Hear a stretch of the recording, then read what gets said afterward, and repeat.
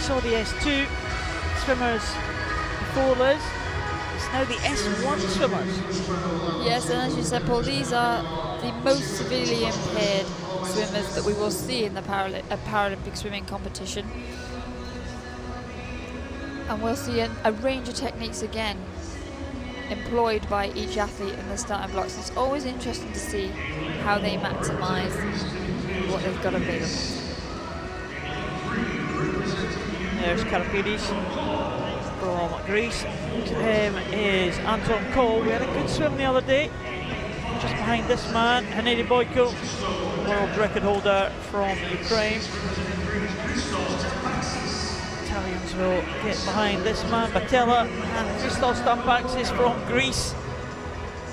One of the most experienced Greek swimmers. He actually carried the flag for the Greek team at the Paralympic Games in London opening ceremony.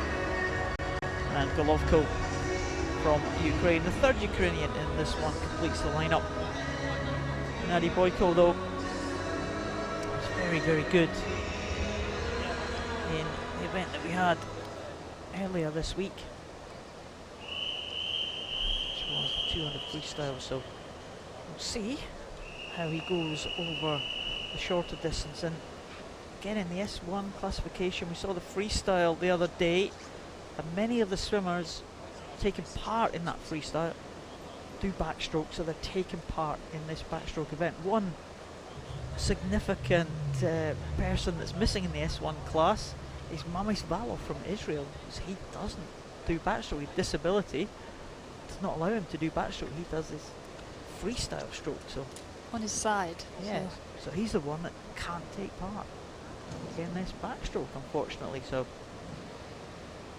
we see a range of starts again, all going to be the majority of athletes choosing to be held at the feet again. Both Greek athletes, in fact all athletes being held at the feet. Both athletes from Greece choosing to enter the water from the side of the pool.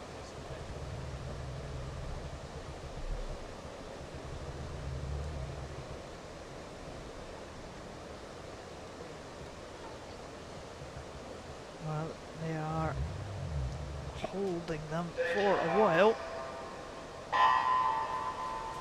And that water's fairly cold, Liz. You don't want to be hanging about too long.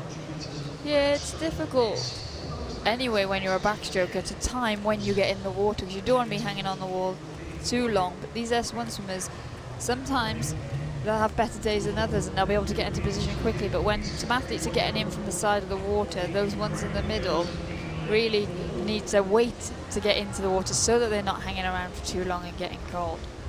Well, Hennadii BOIKO saw him in the longer event, 200 freestyle, earlier this week, and he did an excellent swim there to win that, but he was pressed by Francesco BETTELLA. He was very quick, the Italian. He's going with him in lane number 5, just down there, and the other swimmer in the picture is Anton Ukraine, who came through very strongly at the end of that 200, the young man from Ukraine. Yeah, we see BOIKO and BETTELLA both using a double arm stroke, though BOIKO's got a smaller circles with a higher frequency stroke rate, whereas BETTELLA's he's got a higher stroke rate, a slower stroke rate, but he's getting more range from his shoulders. That just suggests he's slipping a little more water. And then Anton Ukraine, who's currently in 3rd position, turning 1:14.73, he's going for the single arm approach, but it's a constant. He's got the highest stroke rate of them all.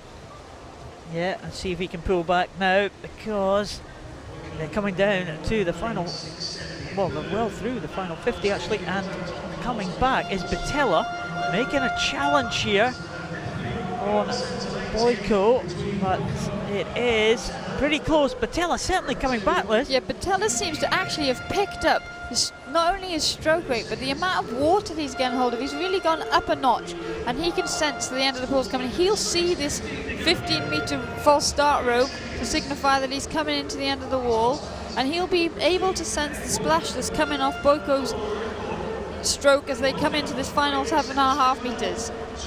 Well, BOIKO looks like he has responded just enough to hold off the challenge of BETTELLA from Italy. BOIKO is going to be in here to win another gold medal. BOIKO is in there in a new world record time of 2:23.75. Another sensational time we are seeing here from the lower numerical classes here. BETTELLA in 2:26.63, also inside the old world record for BETTELLA, and Anton Cole in third position again. But the young man again, Anton Cole, pulling back in the closing stages there. If only he can get out a little bit quicker, he may be challenging for that top spot. But a great response there from Hennadii BOIKO when he saw the challenge of BETTELLA just alongside them. Yeah, those two centre lane swimmers really dragged each other on and took them to a great time, and you've actually got to feel a bit hard done by if you're Francesco BETTELLA, going a world record, finishing with a silver medal, Paul.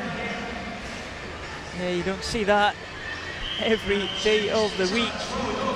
Oh, we probably have seen that every day of the week. We've seen world records every day this week anyway.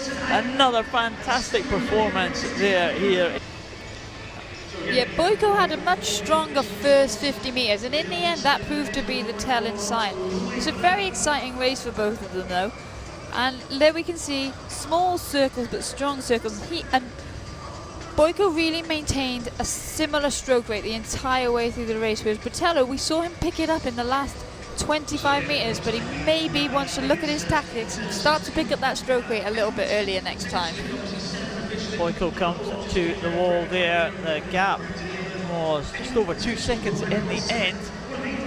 There he touches the wall. BOIKO in a new world record time, 2:23.75. Fantastic stuff for BOIKO. We do have a disqualification in that one. It does not affect the medal position. And Hennadii BOIKO confirmed as a champion in a new world record time. BETTELLA, the silver medalist, and Anton Cole, the bronze. Ah, another world record.